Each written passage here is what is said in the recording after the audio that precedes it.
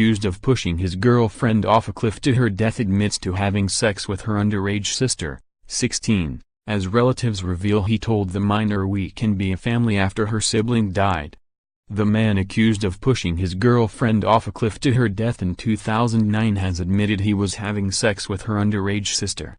Steve Nichols confirmed that he was having a relationship with Rhonda Casto's sister Melanie in an interview with Maria Elena Salinas of Investigative Discovery's The Real Story, set to air Monday. The confession could open Nichols up to statutory rape charges, given that at the time he was 34 and Melanie was only 16. It could also be considered as a motive for Nichols to kill the mother of his then 9-month-old daughter Rava, whose lifeless body was found on an Oregon hiking trail on May 16, 2009.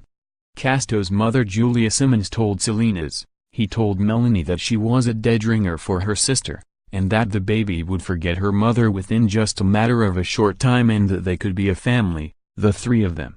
When asked, prompted with the idea that Nichols killed one sister to be with the other, he responded, "Well, you can believe whatever you want.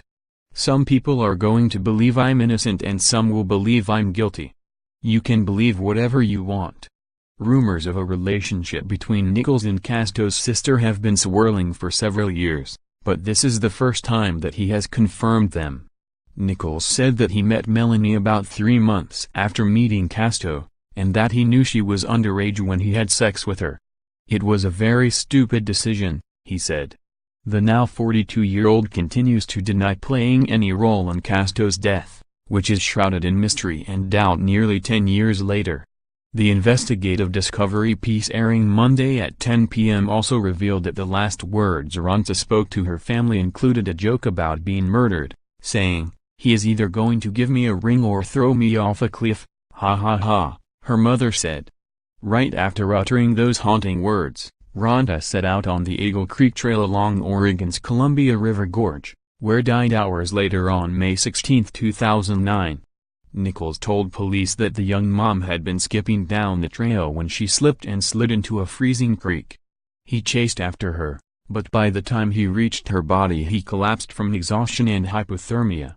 "I fell asleep on her chest and I don't know how long I was asleep for. But I woke up and I realized I was shaking uncontrollably because I was so cold," he told People in 2017.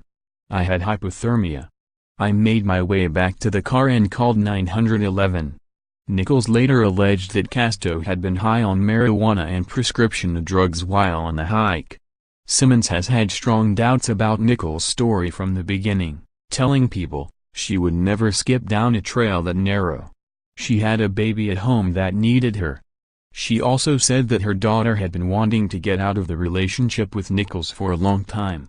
She was going to move out, but she was trying to get up the courage to do it, Simmons said. She was worried about not having enough money to support Tava. Just days after Casto's death, investigators also began questioning the father's account. 6 years later, Nichols was charged with murder in 2015. In May 2017 he pleaded guilty to criminally negligent homicide and coercion and was sentenced to 3 years of probation, with credit for 19 months of jail time. The plea deal for Nichols came after the Oregon Supreme Court ruled in March 2017 that a detective should have stopped interrogating Nichols when the suspect said he did not want to discuss Casto's death. A Hood River County judge had ruled the February 2015 statement inadmissible, but the state appealed to the higher court, and lost. Nichols and Casto first became romantically involved in 2005, when he was 30 and she was 20, after Simmons introduced the two while renting a room in his 3-bedroom condominium in Portland. "Everything about her was impressive," Nichols said of Casto in 2015. "I just immediately fell in love with her." 3 years later they welcomed Ava, who is now 7. Nichols told CBS's 48 Hours that the couple took up hiking after Rava's birth because the aspiring model wanted to lose the baby weight.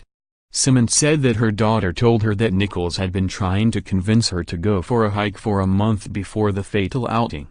One important piece of evidence against Nichols is records that indicate he had increased Casto's life insurance policy to $1 million several months before the incident. Nichols eventually agreed to split the money with Casto's mother and with the estate of his daughter.